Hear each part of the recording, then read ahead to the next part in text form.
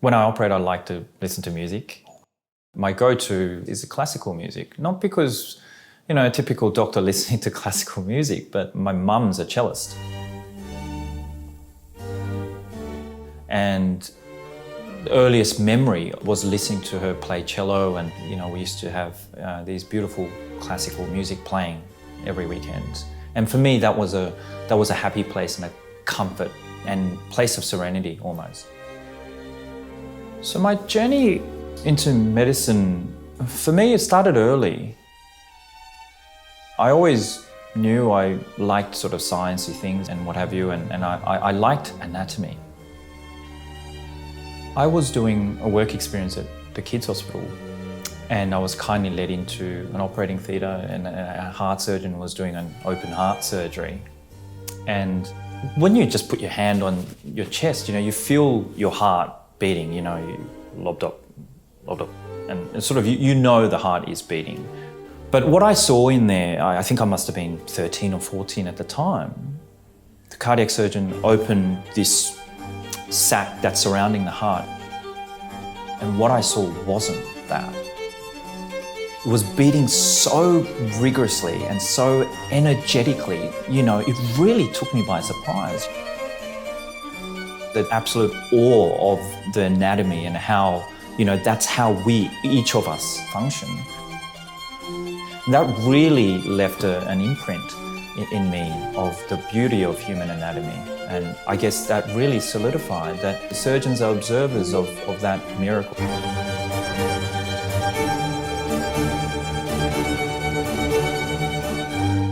I derive a lot of joy from more sort of reconstructive aspect of my practice. So I do a lot of complex skin cancer reconstructions.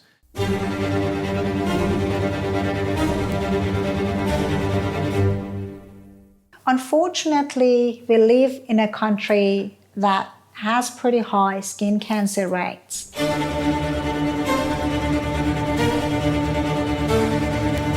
2/3 of Australians will get a skin cancer. We have the highest incidence of skin cancer in the world, and those statistics are unfortunately increasing. I have a family history of skin cancers. I've probably had 10 years of having different parts, little skin removals, tests, but they were all quite superficial before I had had this major surgery.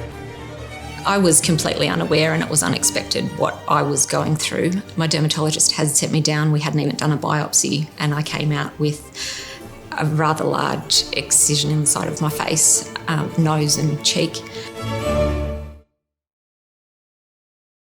I didn't want to do it, but you had to, because you had to get rid of the cancer. I thought that I would just be Mohs, it would be sewn up like I had done previously, and that would be the end of it. I thought, how am I going to live with this? I was a little bit shocked when they had said, no, we will be going to do the forehead flap, and it was a whole lot more than what I thought it was. Many of my patients, when they come to see me, they sort of almost shy about it. They think, I don't want to be vain, but...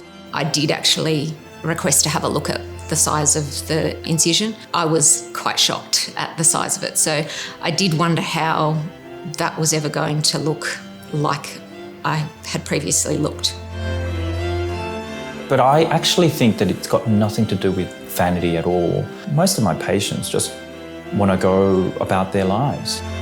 We had planned a holiday, and we also had my daughter graduating Year 12 in September. Not concerned about how I was coping with it, but also how the children would cope with it. I find that psychological aspect of that care very, very important, because as plastic surgeons, or any surgeon for that matter, you invariably kind of make them worse before you make them better. When I met Leo, I was a mess, really. I was beside myself. I had no idea. Probably one thing I should have done was probably see a psychologist, because it's traumatic. If you don't have them with you psychologically and emotionally and socially, that makes their lives and my job, much more challenging. So after the surgeries, once the bandages come off, My husband Greg would take photos, and he said, you will want to look back in time and have a think. So I didn't want to look at them at the start. It was too confronting for me. There is a light at the end of the tunnel. Yes, there's going to be some hard months, there is, but you're going to get past that and it's going to be okay, and you're going to look yourself. At the time, you don't think that you're ever going to get back to any kind of normal, but it does. Life just goes back to doing what you used to do. You probably don't take things for granted quite so much, but life for us, I think, has just, kept ticking over. And, it was reassuring for afterwards that I think I got myself so worked up, for no reason. I caught up with a patient of mine who had this technique and obviously had bigger than anticipated defect, and she was catching up with a friend one day, just having coffee, and she told me that in the midst of a conversation, they just, both of them, her and her good friend, had forgotten that she had the surgery, which is really good to hear, because that is what I'm here to do, and to put this experience behind them and really get on with their lives.